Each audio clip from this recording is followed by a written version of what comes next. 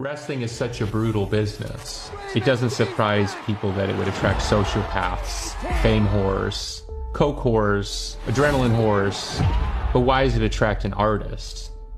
He took this character in that era of grunge music, teen angst, and he brought that to the forefront of professional wrestling. It felt like a radical movement in something that had really changed for 70 or 80 years. ECW and Raven were the birth of the Attitude Era. You know, yeah, dude, Vince was definitely stealing shit from us. I felt a bit ripped off. Toughest parts about being in a relationship with him are worrying if he's gonna wake up every morning. Because of my knee surgery, I'll be 59 when I restart wrestling again. Brain damage, sure, I got plenty of that. Too many chair shots. I've knocked out a bunch of son bitches, and I've been knocked out a bunch of times. I would tell people, break a chair over my head as hard as you could. Well, I have fucking, what is it? The CICTI? CTA, yeah. There were no safety standards at the time. Normally, you don't entice fans to bring weapons. This was ECW. ECW is really the Rocky Horror Picture Show on steroids. Oh my God. And maybe some heroin, too. If you landed on someone in the crowd, kicked them in the face, set them on fire, they weren't going to sue you. The ECW locker room was like no locker room I've ever been in. It was like a party. The joke was that if you passed the drug test, then you got fired. It was sex, drugs, and rock and roll back in those days. So everyone was taking ecstasy, everyone was drinking. It's 8 o'clock. Shit, we gotta be at work in an hour. I had liquid Demerol for surgeries. I had a doctor giving me that. So like, holy shit, like call 911. They met us on the highway, needle in the chest, woke up in the emergency room. And then the Sandman worked that night after being declared dead. We would go to funerals high. And he just wasn't a good drug addict. Wrestlers die all the time. That's a concern for me on like a daily basis. Wrestling and doing drugs are my two things that I'm really fucking good at. And doing drugs is not something you want to be fucking good at.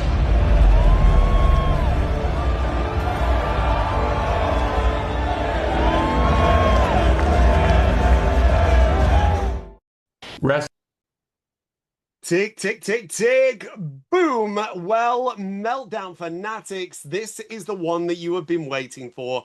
It is truly the reunion that the pro wrestling world has been clamoring to get.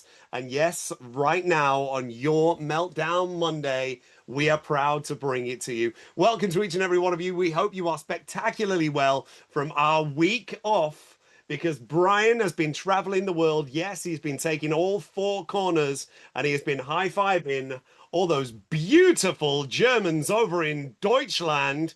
What a wonderful weekend. We're going to touch upon that a little bit later on. We have been all over the place getting prepared for the festive season. It has been crazy with live events over here in the UK, and I am ready to kick off the most sensational show with you guys today. As always, my name's Tom Finkill. I am your host, your rep here in beautiful, rainy, drizzly Manchester, and he is rocking it over in the AZ, where that sun is beating down like summer never goes away. He is the three-time tag team champion of the world. He is my tag team partner. He is Wrestling Life's Hall of Famer for the class of 2026. Ladies and gentlemen, give it up wherever you are, unless you're driving. Round of applause for the big man, the creation of devastation. It's Bryan Clark. Woo! Thank you, Tomcat. Always a great intro. You're right, man. Suffering from a little bit of jet lag. Had a hell of a trip back through Madrid and back through Dallas to Tucson. So, man, it's been a whirlwind of a week, to say the least. For those who are listening, do not get it twisted, ladies and gentlemen. He is your 3-time UK host of the year. If you hear that golden voice, you'll know it's the Tomcat of Manchester.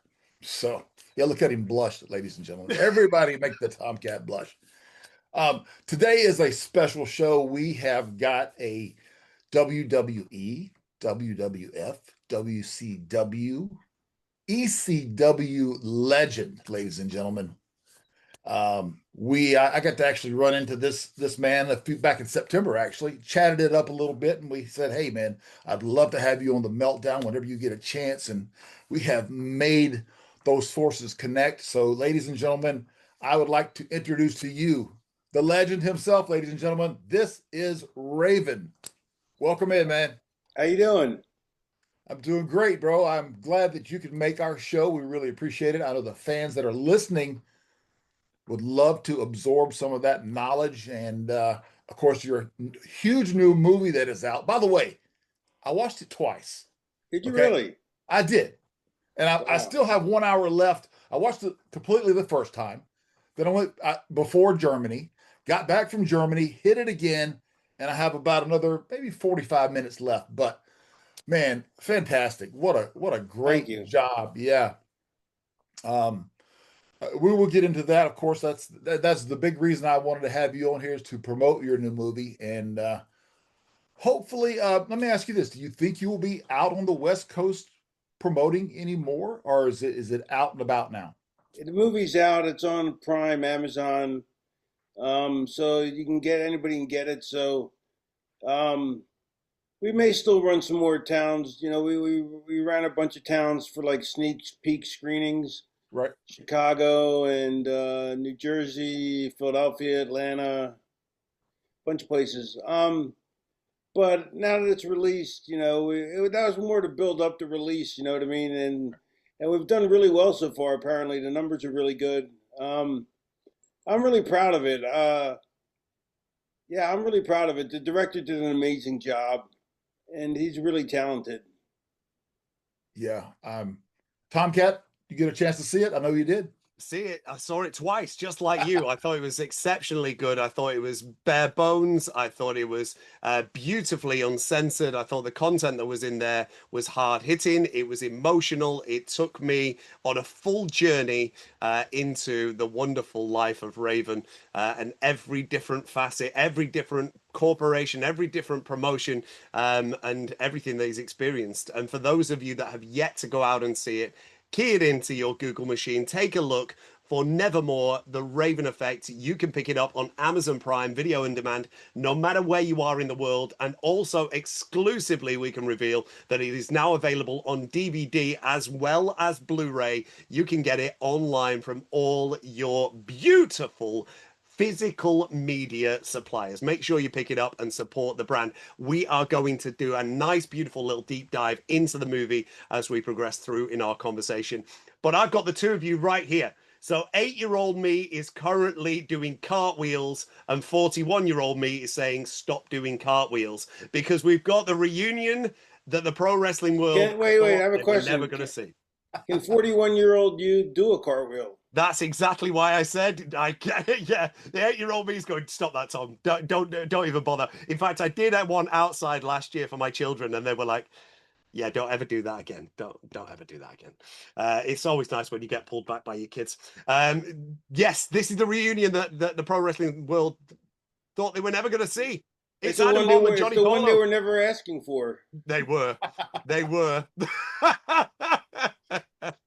They were like, nah, we don't need to see that reunion.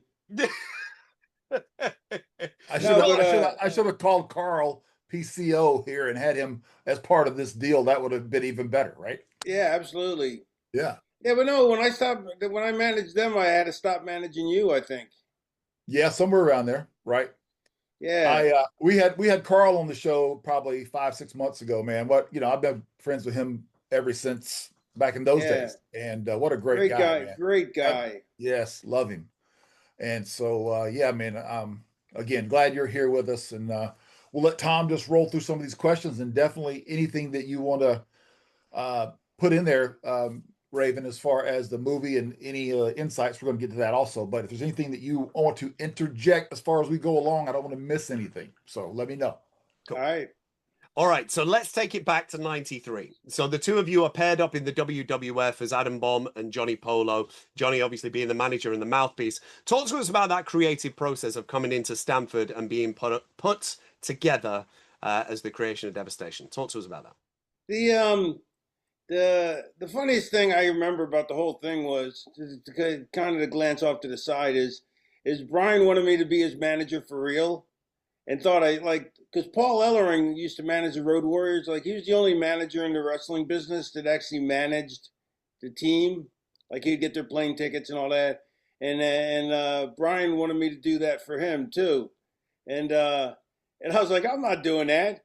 I'm a lazy bastard. I'm not gonna. He's like, come on, you gotta get my plane tickets all sorted out.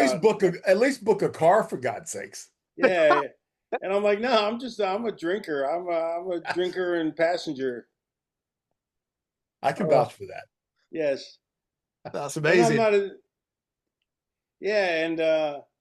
no, me and Bryan got along really well. We made each other laugh. So.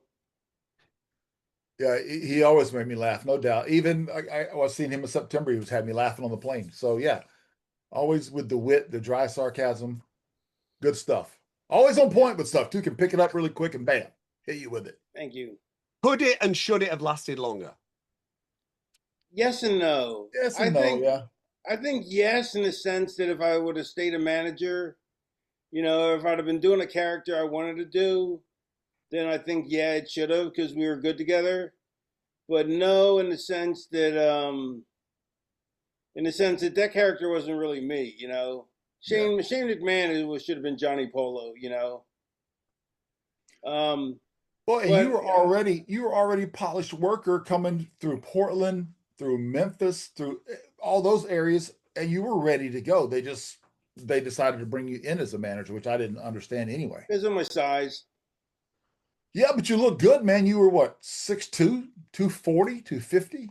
6 foot, 220.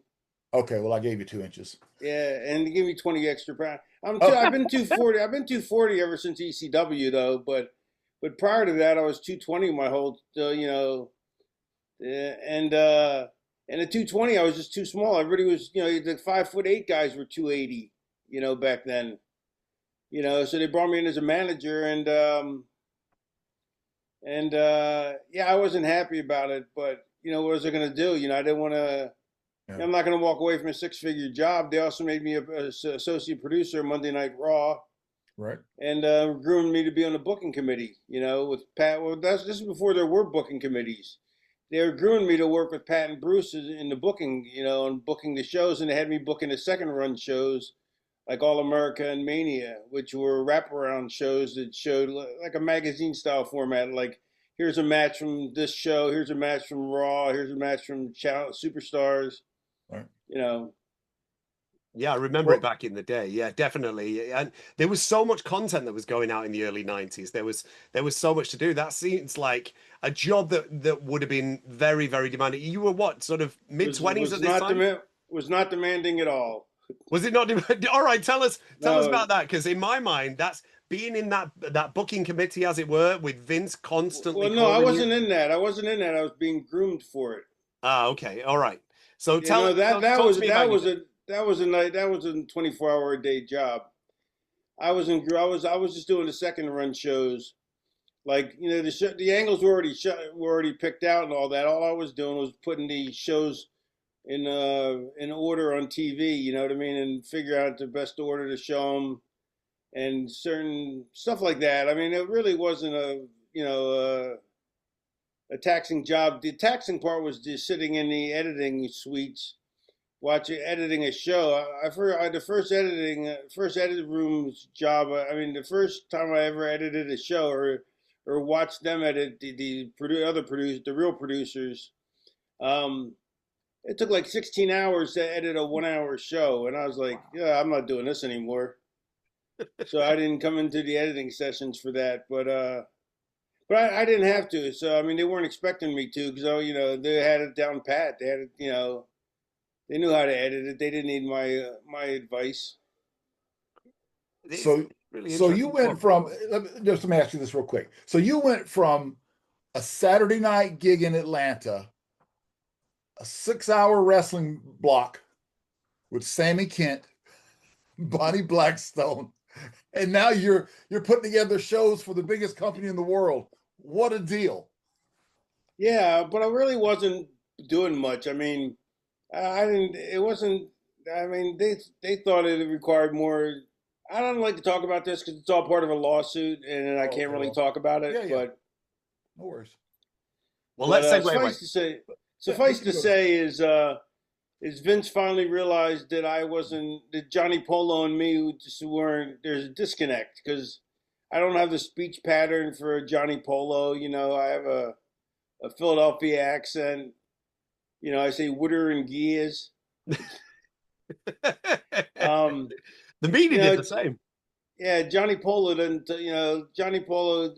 I did a good job, I think, with it, but it just wasn't me. And Vince finally realized that, so he took me off TV, and I was going to be just behind the scenes, and that's when I quit because I didn't want to just. I got in the business to wrestle. I figured I'd take the manager job because it's 6 figures, and I'll do that until I can get in the ring. But then once I got pulled off TV, I knew I was never getting back in the ring unless I quit. Mm-hmm. And in the movie, you wrote a really nice letter, actually thanking them for the opportunity. You're very professional about it. It's just that, like you said, that's what wrestling was in your heart. That's what you wanted to do. I mean, right? Yeah. So, I didn't bust my ass learning how to wrestle and becoming quite proficient at it to not do it. I was too young to give up my dreams. Yeah, absolutely. It's also why at the like when I was back in WWE as Raven, Vince, I brought him the storyline idea, and he offered me a job on the booking committee right there again. And but I turned him down because I didn't want to be. I still wanted to wrestle. You know what I mean? And then they put me on commentary for Heat, and I was afraid I was going to get stuck being just a commentator. But so I almost sandbagged. I told Vince, I said, I almost sandbagged the audition just because I didn't want to get stuck being a commentator again and not being a wrestler. And right. It worked out well for Taz. I mean, Taz rode Heat into a whole second career. Yeah. So it was a good spot, but it just wasn't me, and I'm glad I went to TNA after that to get my last, bit of a run on national TV, Well, you had some really good matches on WWE television. Today, as a matter of fact, I was looking up one that you had mentioned in the movie about your match with Rhyno and the shopping cart. Right? Yeah, that was one of my all-time favorite matches. Yeah, it was great. Tons of false finishes. I mean, kicking out of everything. Just everything looked so snug, and I'm sure it was. Yeah, but everything was so snug. Rhyno. You've worked with Rhyno, haven't you? I have not. Never have. He's amazing to work with because he looks so stiff, but he isn't. He's tight, but he's not tight. He's not painful at all. You know what I mean? Yeah.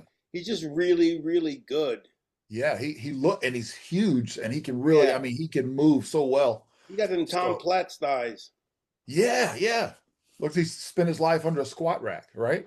He must have. I don't know. He was born under a squat rack. There you go. He was conceived under a squat rack. He's an exceptional talent. Rhyno is an exceptional talent. And speaking of Rhyno, if you want to check out another type of Rhyno, make sure you watch the documentary. That is something completely different. But speaking of Rhyno, he is another wonderful legend that come from the tribe of Extreme in ECW, where you move to from the WWF. And it's really interesting to me to hear your peers relay a wonderful story from Paul Heyman, who has actually gone on record saying that Raven is his favorite character of all time. What does that mean to you? that means the world to me, because Paulie, I have such respect for him. I'm one of the few people who's never spoken a bad word about him. You know what I mean? I love Paulie, and I did my best work ever with him. You know, I mean, you know, I felt like he was, if you know, if I may be so egotistical, he was the Scorsese to my Robert De Niro. You know what I mean? Like he was, we worked so well together. You know, and he understood my character, and even when I was still developing it, he understood it. He got it right away. Like, you know what I mean? And yeah, he's the best. He always likened himself to being Vince Lombardi. That's who he wanted to be, aspired to be like, and he was. He was a coach too, because he knew how to motivate each. Like most bookers and most companies, they don't treat their team the way the way he treated ECW. He made it as a team. Everybody is on the same side, as opposed to having everybody fight against each other to try and keep the animosity there instead of at the boss, you know. And you could be so mad at him for something, and then you go talk to him, and 10 minutes later you're like, give me the Kool-Aid, I'm drinking it, you know. And he was so motivating. He was so. It was just. He ran the company the way a company should be, or the way a wrestling company should be. Us against them. You know, not us against each other. Absolutely. From me, sat on the complete other side of the world, being a teenager while ECW was at its peak, I just want to thank each and every one wonderful performer that walked through the doors of the ECW arena and put on an absolute show each and every time. So thank you so much to each and every one of you. Such a massive part of my childhood growing up and watching that product. There were so many different areas when it came to ECW that made it great. But for you being there in person as one of the main personas, one of the main characters that was leading their television, what was one of the main things that always stands out to you about ECW? What it was it was a revolution in the show in wrestling, because wrestling at the time was headlock, chin locks, no working a chin lock, just sitting in a rest hold, killing time, and nobody losing, and everybody being stuck in the same bubble. You know, nobody touched on the cultural zeitgeist. Nobody talked on. It's like Paulie understood that you have to know what's popular in the real world and make that a part of the show. You know, that's why he had the music he did. He played, you know, popular songs. Yeah. He played, you know, that was a thing. He also understood that, you know, you can have smaller guys in the Mysterio and Juventud Guerrero. Mm-hmm. He understood that you need some names here and there, but he always had the names put over the ECW talent, because you have to, you know what I mean, to build your own guys. Mm-hmm. What else? He would there's so many things that he understood about the business. He's a wrestling savant, you know, and he understood how and what needed to be done. And like, you know, it's funny. It's like Paulie never lied to the audience. He always told the truth, you know. Like he was notorious for, you know, mistelling stories to the boys. You know what I mean? You know, and but he never lied to the audience, because he gave them the respect they deserve. The audience isn't as smart as we think, nor are they as stupid as we think. They're just average. You know, they're like everybody else. And you have to treat them as such. You know, you don't have to, you know, you don't want to highbrow it too much, because you don't want to over to think how smart they are, the smart fans, because the smart fans really aren't that smart. And you don't want to also play to the lowest common denominator, because they're smarter than that. You know, they're in between. So you got to hit that sweet spot. Like you said, that with Paulie, man, he was able to understand the culture at that time with the music.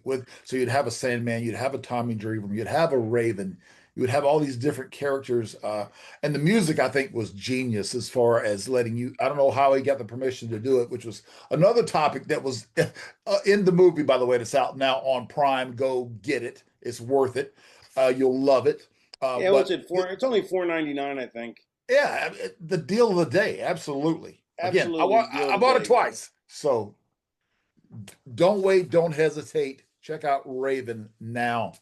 But yeah, I think that, like you said, Paul really, he did just had that combination of flavors, and it related to different sections of the audience and stuff. So I think that was a big deal. And again, the music. So yeah. Yeah, no, I mean, he had so many different flavors of wrestling. You know what I mean? Yeah. He had hardcore. He had women. He had the Guerreros and Dean Malenko. He had, Right. you know, the Mexican cruiserweights. He had so much. You could never be bored. You know, if you didn't like one thing, another thing was coming up in 5 minutes. You know. Yeah. Exactly. And you know what time I think it is right now, Brian? I think it's time to put our hands in front of us, because we are going to present to Raven one of our game shows. Now, here on the Meltdown, for all our wonderful listeners and viewers that tune in every week, we put one of our amazing guests under the microscope and give him a selection of different criteria that he's gonna put one over, and he is gonna bury one down to the ground. We're going to find out who is going to go all the way as we present Winner Stays On ECW Extreme Legends. So you can take this for whatever you want, Raven. All you need to do is put one over, and you need to bury one, drop it in the sand, and we go to the next name, and we'll find out who comes over cream of the crop, king of the castle at the end. So it can be your personal favorites, ones who had the biggest significance on the history of ECW. However you want to play it, you play it your way. Are you ready? Let's drop a few names on you. Winner stays on. Who? Winner stays on. So your first name, Tommy Dreamer or Rob Van Dam? Tommy Dreamer. Okay, cool. Dreamer goes over. Tommy Dreamer or Rhyno? Tommy Dreamer. Dreamer or the Eliminators? Dreamer. Dreamer or Terry Funk? It's a little bit tough. Yeah, that's a tough one. Yes. Yeah. But since I feuded with Dreamer, and I go with Dreamer. Okay, let's see if Dreamer goes all the way to the end. This could be Otto once again. Tommy Dreamer or Mike Awesome? Tommy Dreamer. Dreamer or the Dudleys? Dreamer. Dreamer or Public Enemy? Dreamer. Dreamer or Shane Douglas? Dreamer. Dreamer or the Blue World Order? Dreamer. Big one. Dreamer or Sandman? I knew you were going to save that for last. That's not last. That's not We've got last. three more. It's not last. I still got to go with Dreamer. Gonna keep with Dreamer. Sandman gets a cane. Dreamer or Sabu? Dreamer. Dreamer or Taz? Dreamer. Last one. Dreamer or Raven? Raven. Yeah. Yes! We went on that. You see, that is the last one. That is the last one where you went over in the final. Of the We knew it. Excellent. The shot WrestlePalooza 97 didn't mean a thing. You got it. Excellent. That's what we do. We always try to keep whoever we have towards the end. So just to see, like you said, hey, if you're not putting yourself over, who is? So we're glad you did it. Perfect. Cheers. Cheers. Well, you know, I put Dreamer over everybody else because that's what you know, we got that thing going. You know, we're still feuding. You know, in 5 years, in 15 years, when we're both in wheelchairs at an old age home, I'll be snipping his IV line. It's the perpetual Batman to the Joker, right? It's a nemesis that's always going to be there. No matter where you are, he's always going to be there. What a wonderful feud. Incredible. With so many, honestly, it's like a wrestling onion. There were so many layers to that feud. Yeah, you know what else is cool too is, not to interrupt you, but me and Dreamer have been friends, enemies in real life, and everything from, you know, every kind of contrast that you can have between friendship and hatred. And now we're closer than we've ever been, I think. So I think that's pretty cool, because at the end of your, when you get older, like I always said to myself, I want to be happiest when I'm older, you know, because I mean, I tried to be happy all my life, but you know, but you don't want to be miserable when you're in your golden years. You know what I mean? Like if you think about it, if you had to make a choice, whether you could be happy the first 50 years or the last 20, I take the last 20 any day of the week. Yeah, I would too. I agree. I think that, that's the one thing about these conventions and shows we get to go to. We get to see some of the guys we haven't got to see in a long time. And I really like that, like reconnecting with you a bit here recently. But just, hanging out with Godfather over in Europe this past weekend, man, just getting to see guys that I haven't got to see in a long time. Take the moment. We take the times. We had such good conversation on the way to the building, which was like an hour away. So we had time to just chat it up. Sure. And yeah, man, just to spend good time talking about other stuff besides wrestling. What we're doing now, at our age. So, sure. Yeah. And I had to ride. I had to get a ride to the show I was at last weekend in Milwaukee. Or was that the weekend before? No, it was last weekend. And they said, the guy said, Al Snow's going to drive you. Is that cool? I'm like, that's great. I love Al. I haven't talked to Al in forever, other than for 2 minutes here, 2 minutes there. So we had like a 30, 40-minute car ride. It had to be the fastest car ride I've ever been in. Like literally, it had to be 40 minutes. And we felt like we were there in 2 minutes. You know what I mean? And usually I hate riding in the car, But it was great seeing him. Yeah, it's all about the company, right? And the conversation. Yeah, and what body parts are all broken down, and yes, old age. What's been replaced? Old age ain't for pussies. You got that right. There's the tagline for the show. I think we should make that into a T-shirt, right? Let's do it. Let's make that into a T-shirt. That's one of my catchphrases. You can't steal it for a T-shirt unless I get a cut. he actually did say that in the movie, by the way. Yeah. So so he may have that trademarked. Yeah. We'll make sure. Let the lawyers run it over. Al's incredible and absolutely hench. He's a beast, right? He looks 5 times better now than he did back in the day. Swinging those clubs. His arms are enormous. Yeah, he's ripped too, right? Yeah, he looks amazing.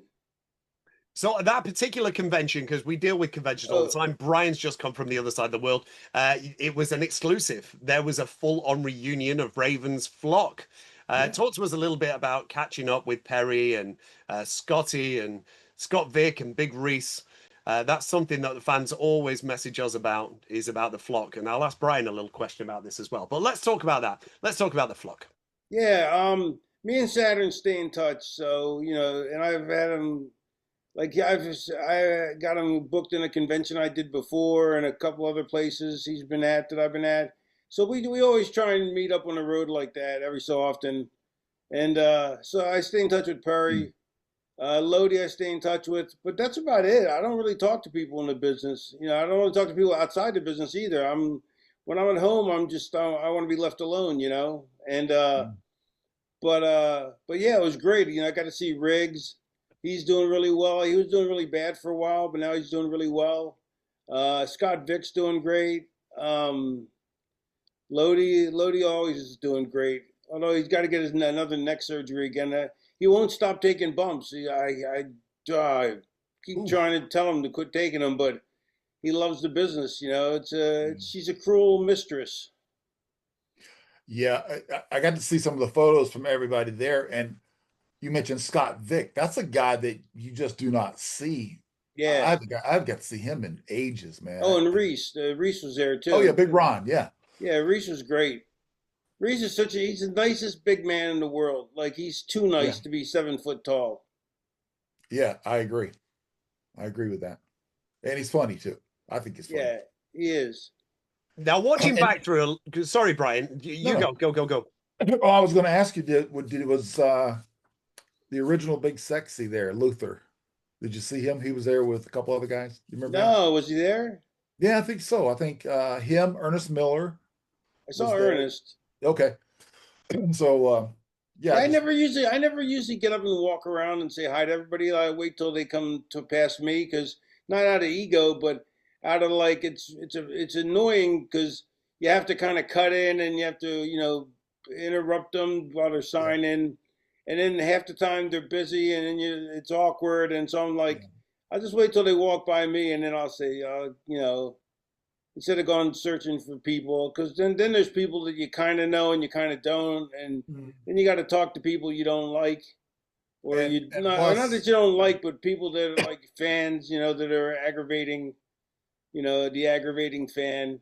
Not all fans are aggravating, I'm saying, but the occasional one is, and that's who you always end up walking into. Plus, if you leave your table, you miss out on sales. So it's best it's just well, best to well, stay no, at your table. now I've stayed with the thing where I just take a flat fee. Yeah. I just take a flat fee. It's not worth it to me to try and maximize. Like, I'd probably make more if I just took the picture money. You know what I mean? And just let them. But then at that point, you might as well just buy your own table. Get your own table and get your own airfare and just do it yourself. And you're saying you make way more money, but that's just too much of a headache for me. I know it is for you too, because you want me to do your plane tickets for you. And I wanted you to get rent a car, restaurant. I'm only asking for the basics. Yes, that's all you're asking for. Well, at dinner. Late night dinner and late night dinner, romantic candles, shrimp cocktail. Yeah, I have to have that. Keep my protein high, my carbs low. You know the deal. You've always liked shrimp cocktail, I think, if I remember correctly. I still do. I just remembered that. I remember you talking about shrimp cocktail 30 years ago.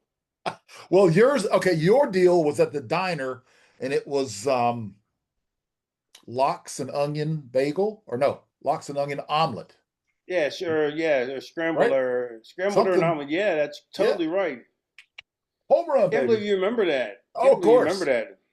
Well, and then in September, he tells me we're just chatting it up and catching up like we are now, and we're running to each other. And he stands right in front of me. He goes, he goes, I was going to ask him. I was going to ask him a question. He looks at me and says, "I got to pee."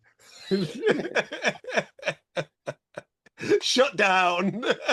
I said, "Okay, I'll see you in a minute." Yeah. I was like, I got to pee. I'll answer all questions at a later date. Exactly. He was posing to my manager, Brian Clark, apparently. Yeah. The face he showed me was just like desperation. It was like, I got to pee. He was in pain.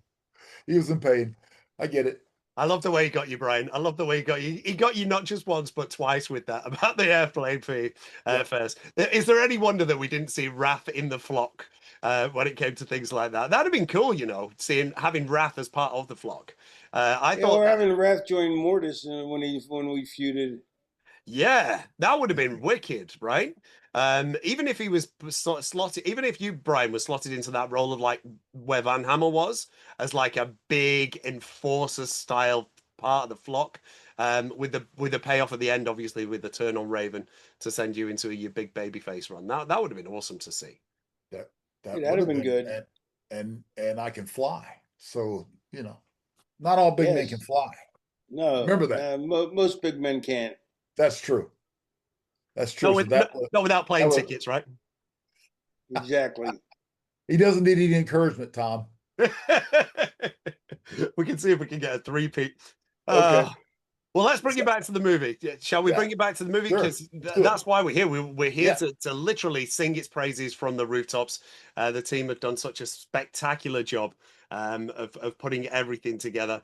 You mentioned before that Paul Lee was a savant of pro wrestling. Well, that is how so many of your peers literally describe you, as a savant of pro wrestling, a mortar for society's dysfunction within the Raven character, wearing your emotional scars on your chest, and that wonderful character that you drew up. You mentioned that the Raven character actually came to you literally in like a 3-minute blast. Everything all came together in 3 minutes. The concept of them did. The concept, it's not that the whole thing came in a 3-minute blast. It was the concept was something we put together, but the name and the catchphrase and the outfit all came together in like a 3-minute blast. Yeah. I was thinking to myself, who would be a good influence on this character? And I go, the Crow, and his name was Erg Draven. I go, Draven, Raven. Quote the Raven NeverMore. Okay, I got a name and a catchphrase. Just that quick, boom. And then the outfit took me 5 minutes to put together because it wasn't that different from what I wore anyway, you know. And the only part that was that I got stuck on was I needed flannel in it because it was, you know, part of the time period. So I cut off the sleeves of a flannel shirt and wore that and put that on. And I was like, I look like Big Josh. Remember Matt Bourne? Yes. Big Josh? Yes. Do you remember when he came to the ring with 2 bears? Do you remember that? With 2 bears? 2 bears. It actually walked 2 like dancing bears from the circus down to the ring. I don't remember that. That was some WCW 1992. So that's some chaos, right? I can't believe I missed that. I'll have to send you a clip. I'll send you a clip. You know what was great though was when he became Doink. He was perfect for Doink. Like they talk about sometimes they just nail the character, the personality of the person. Like Salvatore Sincerely, like the way he talks, his vocal pattern, you never know whether he's being sincere or patronizing, you know. Right. And he's a great guy, but you never know whether he's being patronizing or sincere. So Salvatore Sincerely was a great name for him. And with Bryan, with Matt Bourne, the Doink was so perfect. You know, I was just mad. Yeah. He had it down all the way to the smell, if you can remember that. Am I right? Do you remember that? No, I don't remember that. You don't remember Krusty the Clown when they were calling him because he would not wash his gear? Oh, yes, yes. Yeah, you remember. Come on. I remember that. Yeah. That's like Hercules one time, WCW. His gear was terrible. Like it used to stink. So he washed it in the sink, and then what made me funny, what makes me think about it is then he turns to the locker room and goes, "That Ricky Ricardo was a hell of an actor." It's apropos of nothing. Okay. Just for no reason. Ricky Ricardo was a hell of an actor. Great worker. Okay. What? Tickle my funny bone. I had a question I want to ask you too. In the movie, man, I just noticed they had some really great shots of you. It had to be around Atlanta, and then of course in Philly. And they even went back to your childhood home, which I thought was really a cool piece. Yeah, that was interesting. Yeah, that was weird. Had to be. Yeah, it was really weird. It looked different. I mean, the yard was full of trees when I was a kid. Right. And there was all kinds of bushes, and and then we get out of the car, and then and we're like, he's just shooting me. I didn't want to go on the property without asking the people, so he's just shooting me standing around the property, and I'm like, we gotta go ask him. And then he went and asked them, and then they were like, okay, and then we told them who I was, and then and they're like, oh yeah, we know who you are, and so then they were totally cool. I should have asked them to let me inside the house, but I didn't want to push it. Right. But I don't know if it's the same inside as it is when I was a kid. You know, I don't think it was. I don't think it could have been. Yeah, or even maybe let you go around back. You know, the backyard. Yeah, I don't remember the backyard really. That's weird though. Now that you bring that up, I can't think of the backyard. No. See, I think back to, when I was growing up as a kid, and I would go back, I don't know, it's been 20 years ago at least, but I'd go back to the house that I grew up in, and the backyard was different, like you said, and the front's always because of time. It just changes the landscape. Oh yeah. So it's hard to the properties, of course, never stay the same, but the house itself was pretty much the same. Yeah, and it's weird, man. It's so weird going back. Like when I was in ECW, I used to go back to I was a heavy drinker there for a long time. Well, not for a long time, but for a while there before I quit. And there was a bar, the Girk's Tavern, that was up the road from my house, in my original house in Philly. And like you always heard the adults going there, you know what I mean? And so I used to drive back, and when I was in ECW, I lived in Philly, I would drive over there and sit around and reminisce with the locals who were there when I was a kid. It's kind of weird. Yeah. Sandman used to tease me about it. Like he'd go, "You going back to the old Philly bar?" the old neighborhood bar. Sandman seems to be like that character. I mean, another one, along with Tommy Dreamer, that has been synonymous with your career. I mean, a story that you told in the movie was the night that Sandman died and still performed that night after his death. Relay that to everybody from a Meltdown perspective. Let's hear it. I'll give the quick version. The quick version is I was shooting intravenous drugs at the time and shooting Oxycontins, not doing it properly, of course. I'm lucky I didn't die, and my dose had gotten pretty high, or starting to get high, and Sandman had never shot it before, and so I'm like, you need to take a smaller dose, and he goes, I'm not taking a smaller dose. He goes, I'm taking the same thing as you are. I'm like, okay. And all of a sudden, so then we get back in the car and start driving, and Sandman's in the back seat next to Fonzie, and Fonzie goes, hey, bet it up, Daddy. Sandman's lips are turning blue. Oh, my God. And we had called 911, and we raced, they told us to meet him at an exit off the a mile mark or something. We raced there, stopped at a hotel first across the street and threw out all the luggage with the drugs in it, and raced around the corner to the thing where Sandman claims that they stuck a syringe in his heart to restart it, which never happened. But it's a good story though. But they did have to bring him back because he OD'd.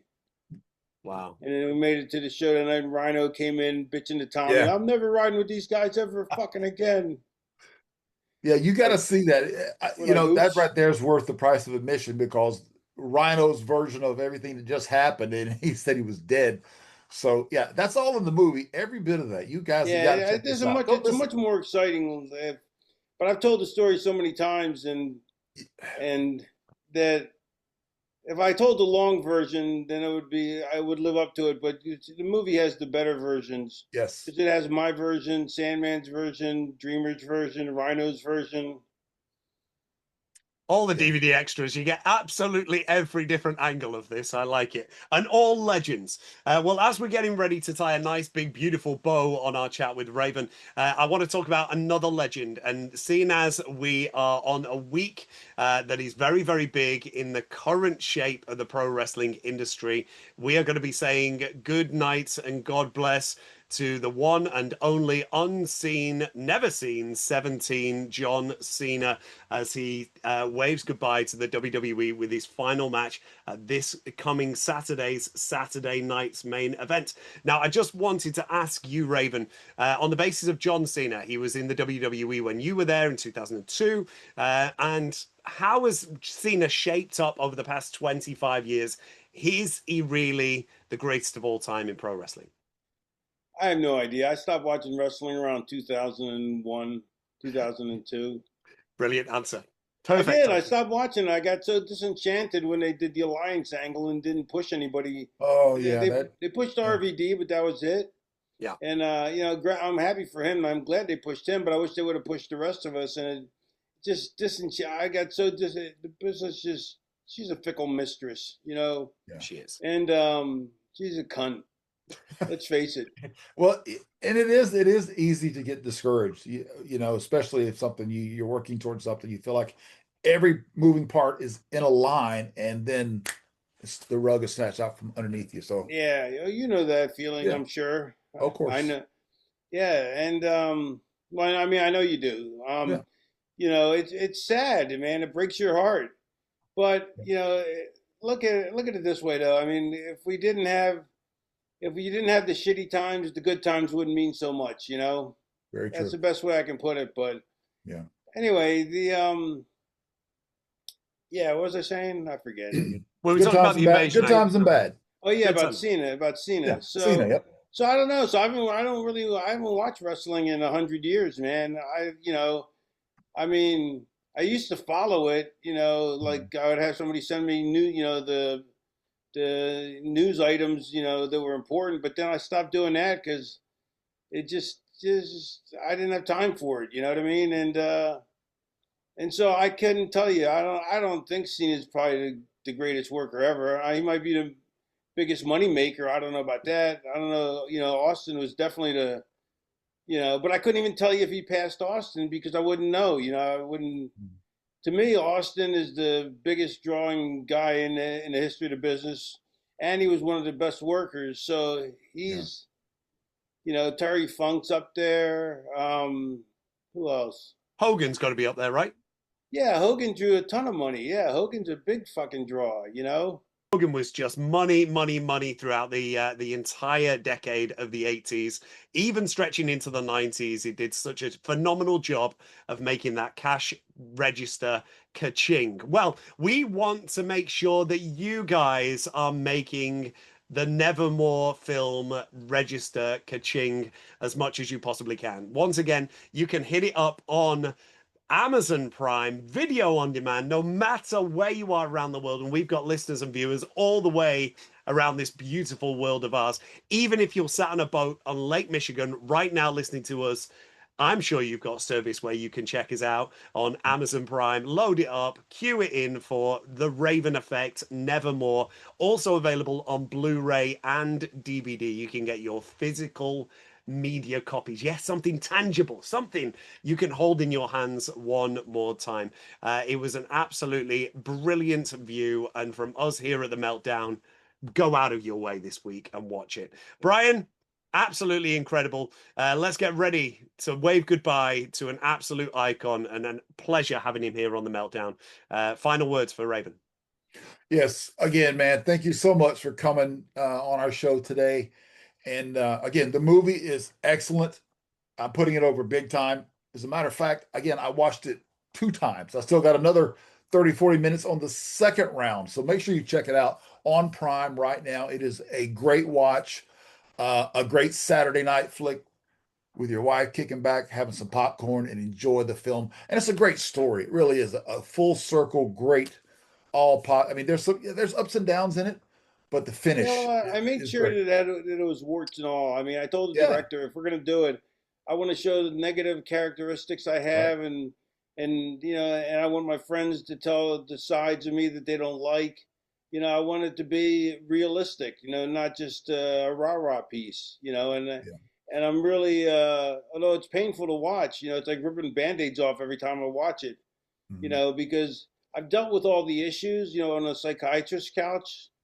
But they're still painful when you bring them up, and then watching them crammed into 2 hours, it's still painful, but I wouldn't have it any other way though. I mean, that's how it would have, if I wouldn't have been so lazy, I would have written a book, and the book would have been the same way, but I'm way too lazy to write a book.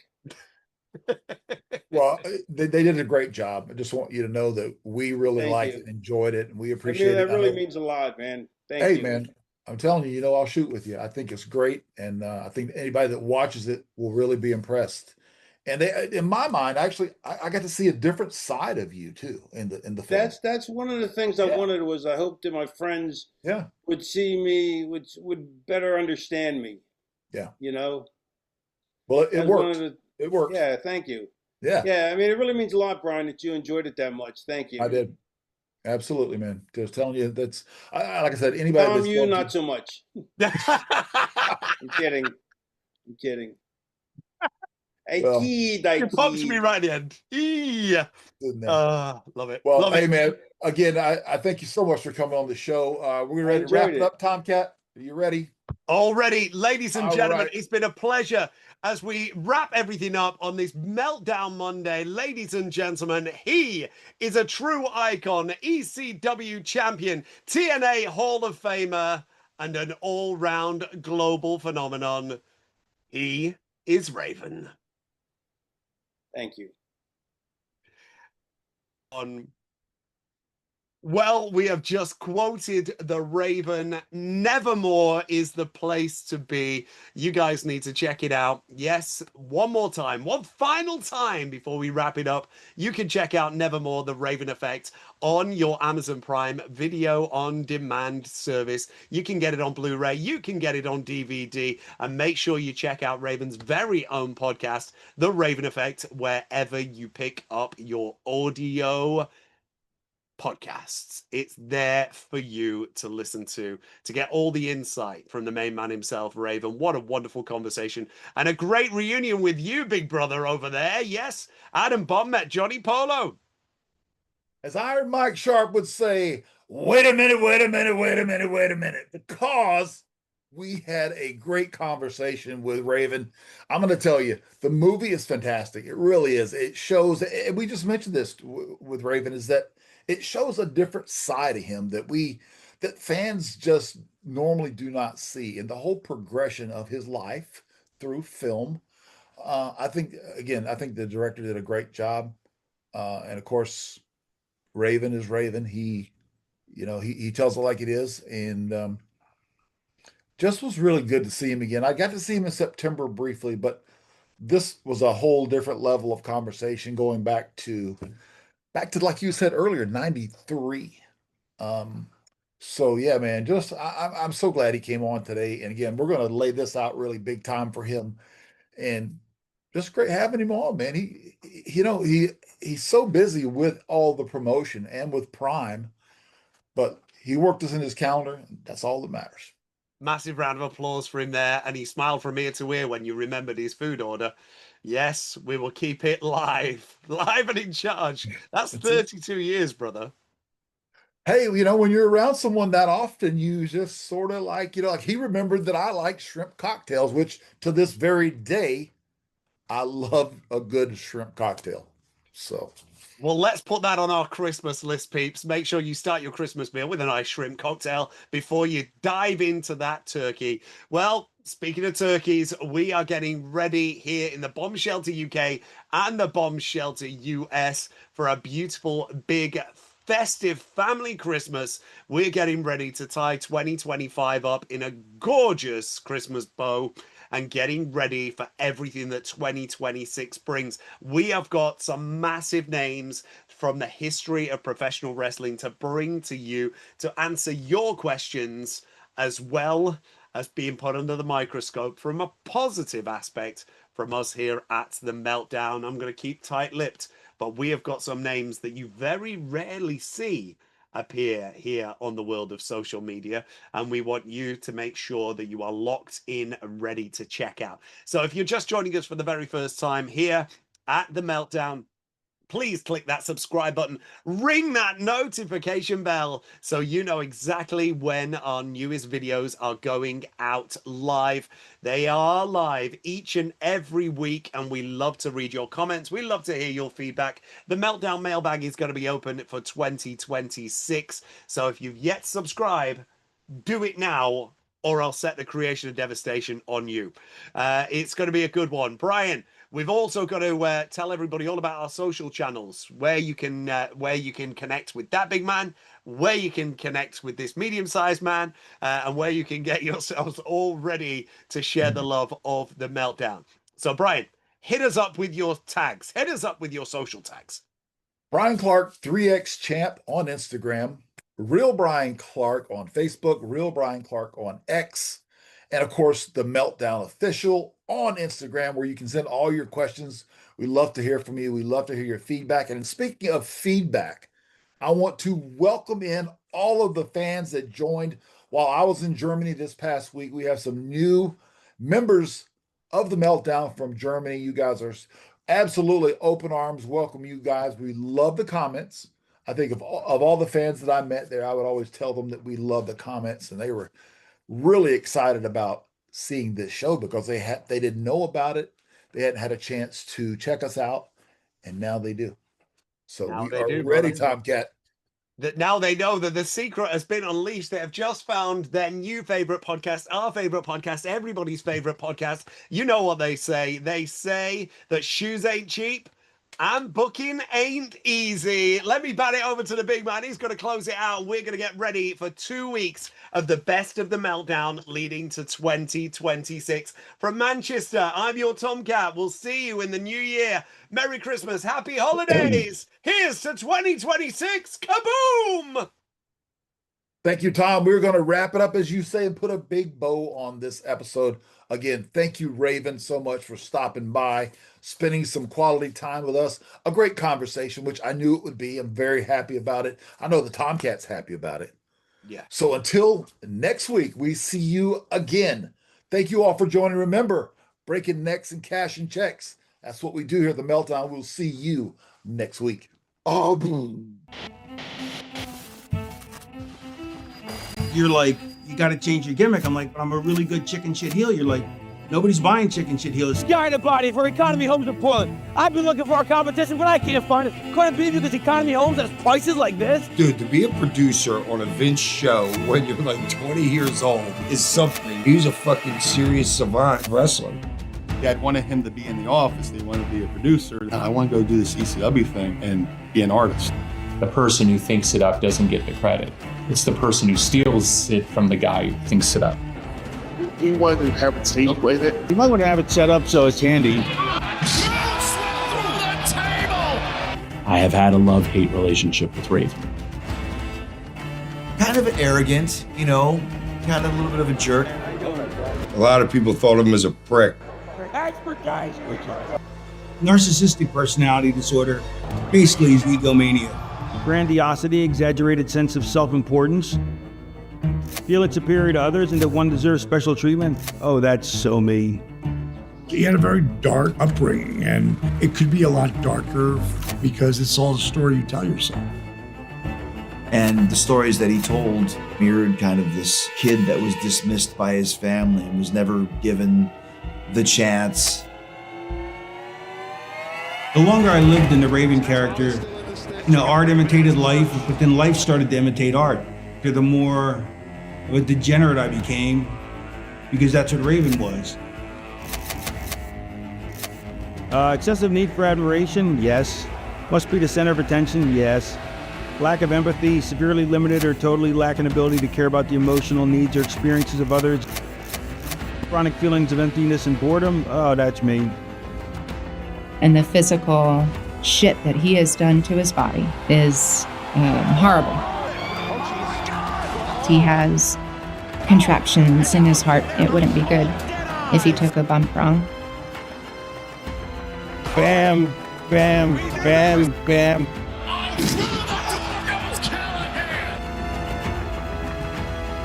You know, I don't want to be just living to life just to be alive, you know?